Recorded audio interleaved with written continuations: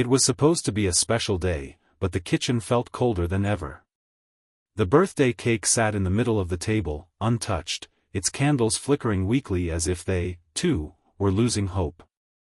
Anna held her phone to her ear, her heart sinking with every word her mother spoke. "You're a failure. Look at your life." The words cut deep, sharper than any knife. She tried to keep her voice steady, forcing out a small laugh, pretending it didn't hurt. But inside, something fragile broke. When she hung up, her husband, Michael, was there, watching her carefully.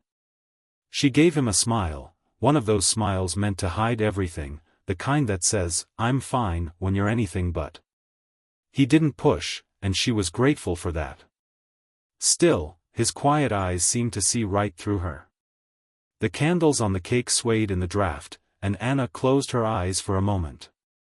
She wished, not for gifts, not for parties, but for something far simpler.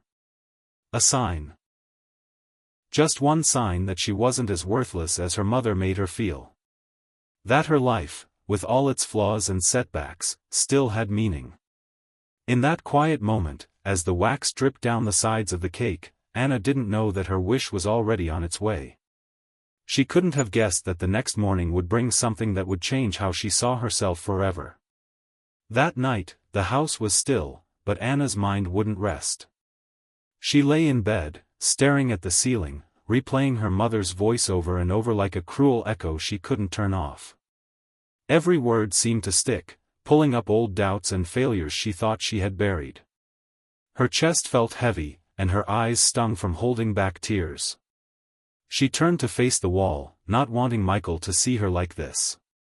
Beside her, Michael was quiet too, his phone glowing faintly in the dark. She thought he was simply passing the time, maybe scrolling through the news or watching videos to avoid the tension. In truth, he was hiding something, a secret he had been holding on to for months.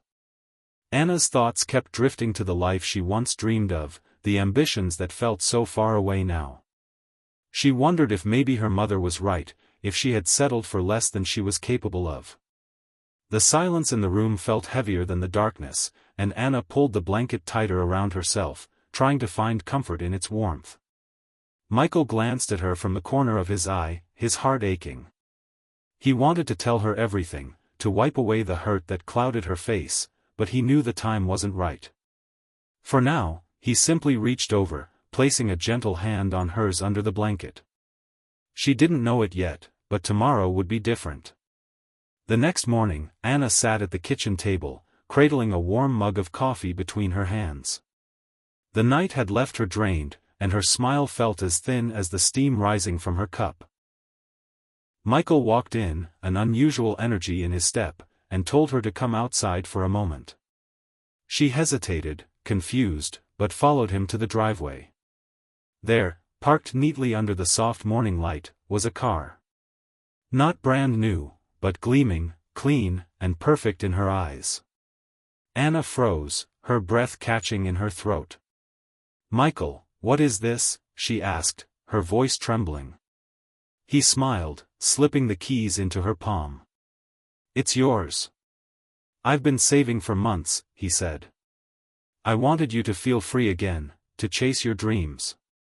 Her hands shook as she ran her fingers along the smooth curve of the hood. She could already picture herself driving to places she'd only talked about, going after opportunities she had let slip away. It wasn't just a car, it was a symbol of belief, of someone saying you are worth investing in. Tears welled up in her eyes, not from the gift itself, but from the thoughtfulness and quiet love it carried. Michael had seen her struggle, even when she tried to hide it, and he had been planning this moment all along. For the first time in a long while, Anna felt a spark of something she thought she had lost, hope.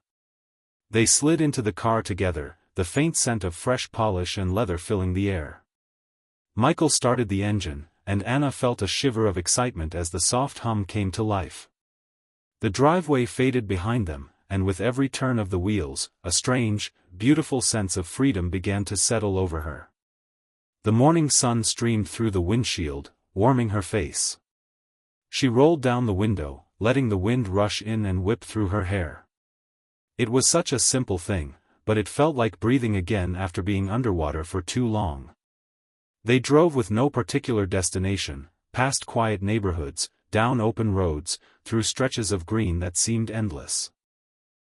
Anna found herself smiling without thinking about it, her heart feeling lighter than it had in years. She realized that her mother's words, though painful, were only one version of success, a version measured by status, wealth, and trophies. But here, in this car bought with love and sacrifice, she saw another definition. Michael didn't see her as a failure.